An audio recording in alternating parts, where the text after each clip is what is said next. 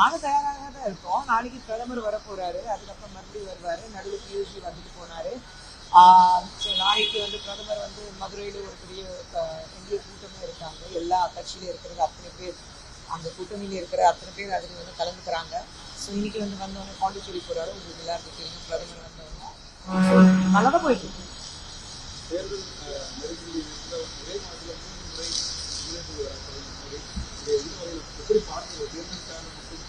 தேர்தலுக்காக நீங்க மட்டும் சொல்ல முடியாது. இதுக்கு முன்னாடி பிரதமர் எத்தனை முறை வந்திருக்கிறாரு.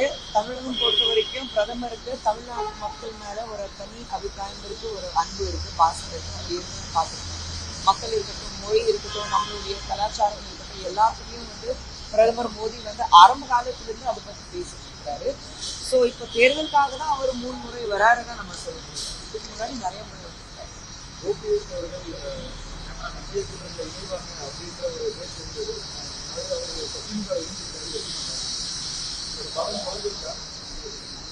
யார் எங்க வேணாலும் போய் சேர்ந்துக்கலாம், அது கிடையாது.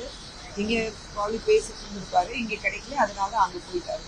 யார் எங்க எங்களுக்கு நல்ல லாபம் கிடைக்கிறதோ அதை தேடி அவர் போயிருக்காரு. திமுக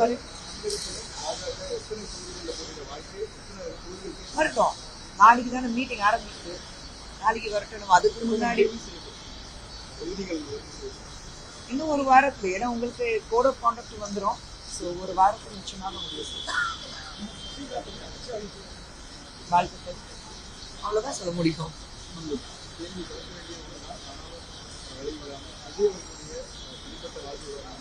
ஆனா நீங்களே சொல்லிட்டீங்க தனிப்பட்ட வாழ்க்கை, அது அரசியல் ஒப்பிட்டு பார்க்க கூடாது. தனிப்பட்ட வாழ்க்கையில யாருக்கும் என்ன வேணாலும் பிரச்சனை இருக்கலாம். நாள் சகத்துக்குள்ள இருக்கிறது பிரச்சனைகள், கணவன் மனைவிக்கு இடையில இருக்கிற பிரச்சனைகள் பத்தி நமக்கு பேசுறதுக்கு எந்த உரிமையும் கிடையாது. அவங்க தனிப்பட்ட முறையாக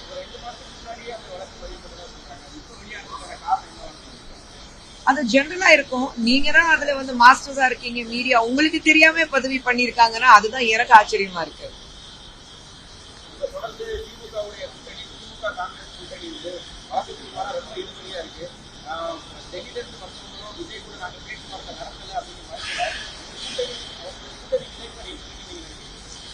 காங்கிரஸ் பொறுத்த வரைக்கும் தனிப்பட்ட முறையில நிக்கிறதுக்கு அவங்களுக்கு எந்த தகுதியும் கிடையாது, அந்த தைரியமும் கிடையாது. திமுக கிட்ட பேரம் பேசிட்டு இருக்காங்க, இந்த பக்கம் விஜய் கிட்டையும் பேரம் பேசிட்டு இருக்காங்க. யார்கிட்ட இருந்து உங்களுக்கு லாபம் அதிகமா வருதோ அந்த பக்கம் போயிடுவோம் நாங்க.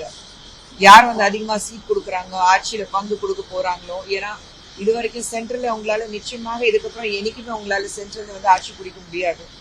சரி, அந்த ஆட்சி பிடிக்க முடியாதுங்கிறதுக்காக உங்களுக்கு எந்த ஸ்டேட்டஸும் வராது. இருக்கிறது 4 மாநிலத்துல மட்டும்தான் அவங்க இருக்கிறாங்க.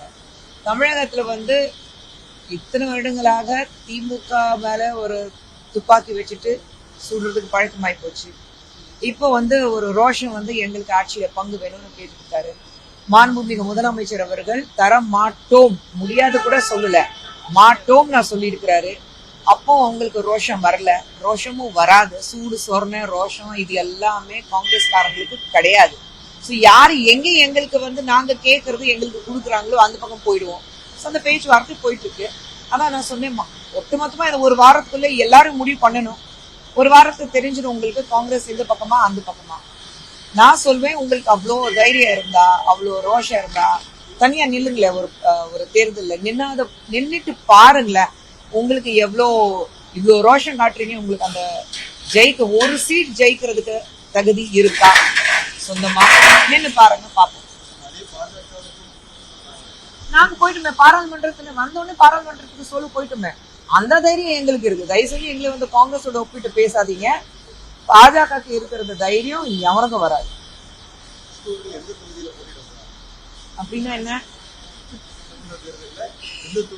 தேர்தல்ல குஷ்பு போட்டியிட போறாளா இந்தியா முக்கியம் கிடையாது.